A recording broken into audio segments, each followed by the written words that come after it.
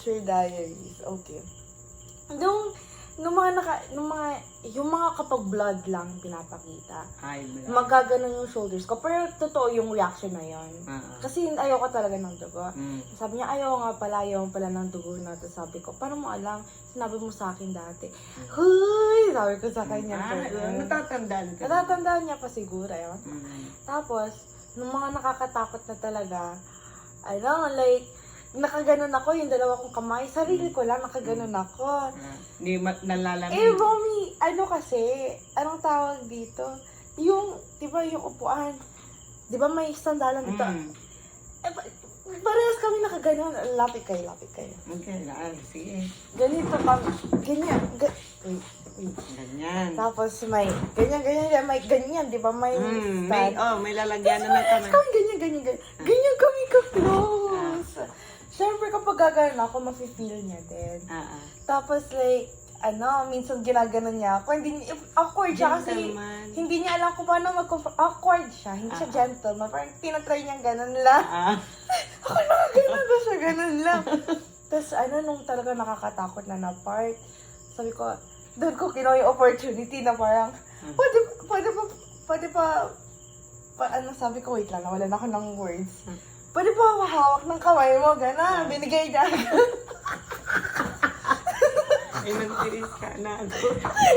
Di pa. Pero hindi siya yung gano'n.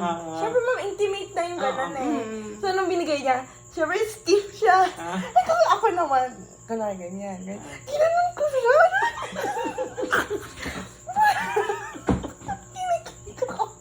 Kinikilig ako, parang wala na. Ang butal sa limam, siyempre. Malamig sa cinema. Kaya, nung naghawakan na kami ng kamay, nung hinawakan ko yung kamay niya, nawala na sa akin yung movie. Nakafocus na lang sa, nakafocus na lang sa kamay. Sorry.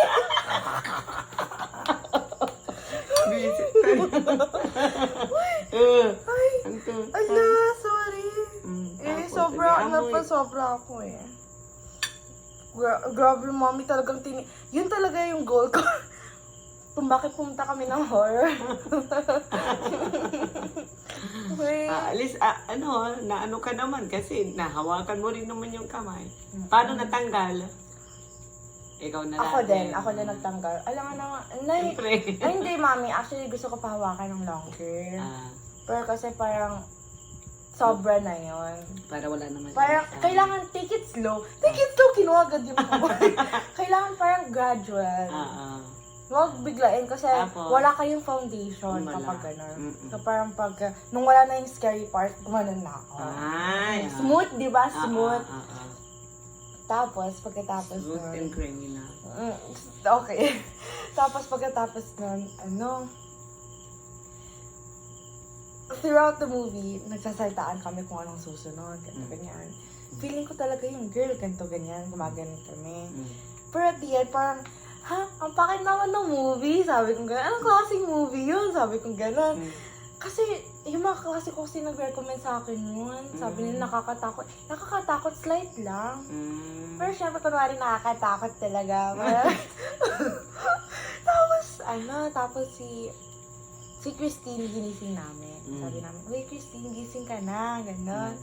Actually, mami, wala pa tayo sa climax. Ano pa lang, rising action yun, mami, ng story. Matagal pa talaga. Tapos? Siyempre, buong day ko pa naman kinikwento. Tapos, kinising namin si Christy, tapos sabi ni Stefan, actually wala akong na-miss, sabi ni Stefan. Parang, kasi talagang ganun kapangit yung movie, pero okay lang sa akin, worth it. Worth the price. Talk to me. Literal na talk to me. Parang sa inyo yun. Kaya nga sabi ni Christy, talk to me. Parang binibigyan mo siya ng message, gano'n. Sabi ko, slide, sabi ko, gano'n. Tapos, nung ginising namin si Christine, sabi namin, mag-picture tayo, gano'n. So, ito yung picture.